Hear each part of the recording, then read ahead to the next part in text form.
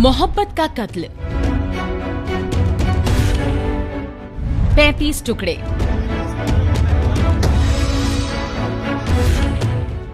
पल पल झूठ,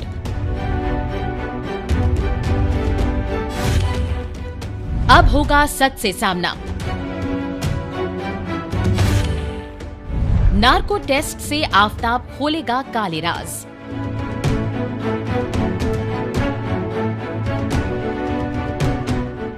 प्यार के 35 टुकड़े करने वाले साइको आफताब पुलिस से पल पल झूठ बोल रहा है। कभी जांच में वो कुछ बताता है तो कभी कुछ और, लेकिन अब आफताब का सच से सामना होगा। दरिंदा आफताब श्रद्धा मर्डर के केस से सारे राज खोलेगा। दिल्ली की साकेत कोर्ट ने बुधवार को अपनी live in partner Shraddha walker की बेरहमी से हत्या करने वाले आफताब अमीन पूनावाला के नार्को टेस्ट को मंजूरी दे दी है। यानी अब दरिंदे आफताब का नार्को टेस्ट होगा। ऐसे में आप भी जानना चाहते होंगे कि आखिर नार्को टेस्ट क्या होता है। आरोपी ना चाहते हुए भी कैसे सच बोलने लगता है। नार्को टेस्ट के झटके से सच उगलेगा आफताब। दरअसल दिल्ली पुलिस ने नार्को टेस्ट के लिए ये कहते हुए अनुमति मांगी थी कि आफताब जांच में सहयोग नहीं कर रहा है। कोर्ट की तरफ से नार्को टेस्ट की मंजूरी मिलने के बाद श्रद्धा मर्डर केस की असलियत सामने आने का अनुमान है। पुलिस को उम्मीद है कि नार्को टेस्ट के बाद आरोपी को सजा दिलाने में अहम जानकारी हासिल की जा सकेगी। क्या होता है नार्को टेस्ट?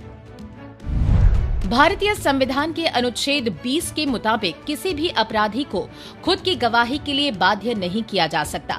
साथ ही किसी भी जांच एजेंसी द्वारा दबाव डालकर अथवा डरा धमकाकर किसी दोषी से उसके खिलाफ गवाही नहीं ली जा सकती है। यदि ऐसा होता है तो कोर्ट में उसे स्वीकार नहीं किया जाएगा। इस हालात में नार्को टेस्ट, ब्रेन मैपिंग और लाई डिटेक्टर जैसी तकनीकें कारगर हो सकती हैं। नार्को टेस्ट का इस्तेमाल सच्चाई का पता लगाने के लिए किया जाता है।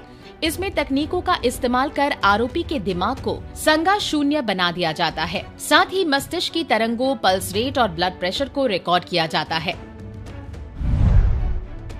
कैसे होता है नार्को टेस्ट? नार्को टेस्ट में संबंधित शख्स को कुछ दवाइयां या इंजेक्शन दिया जाता है। इस टेस्ट में सामान्य तौर पर ट्रूथ ड्रग नाम की एक साइको एक्टिव दवा दी जाती है।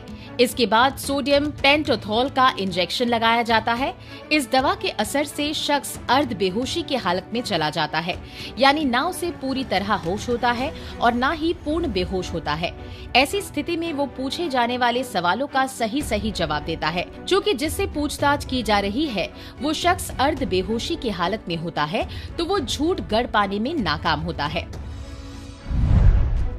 आरोपी की सहमति के बिना नहीं हो सकता नार्को टेस्ट।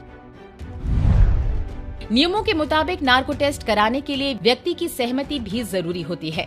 सुप्रीम कोर्ट ने फैसला सुनाया था कि नार्को एनालिसिस, ब्रेन मैपिंग और पॉलीग्राफ टेस्ट किसी भी व्यक्ति की सहमति के बिना नहीं किए जा सकते।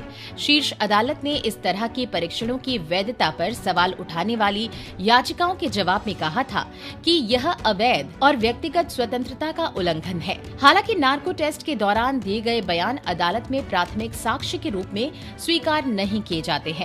जब अदालत को कुछ परिस्थितियों में लगता है कि मामले के तथ्य और प्रकृति इसकी अनुमति दे रहे हैं, तो इस टेस्ट की अनुमति दी जाती है। कहां से आया नार्को शब्द? नार्को एनालिसिस शब्द ग्रीक शब्द नार्को से लिया गया है। इसका उपयोग एक क्लिनिकल और मनोचिकित्सक तकनीक का वर्णन करने के लिए किया जाता है, जो साइकोट्रोपिक दवाओं, विशेष रूप से बार्बिटूरेट्स का उपयोग करता है। कब कब हुआ है नार्को टेस्ट? हालांकि ये कोई पहली दफा नहीं है जब आरोपी आफताब का नार्को टेस्ट होने जा रहा हो। इससे पहले भी कई बार सच्चाई का पता लगाने के लिए नार्को टेस्ट किया जा चुका है।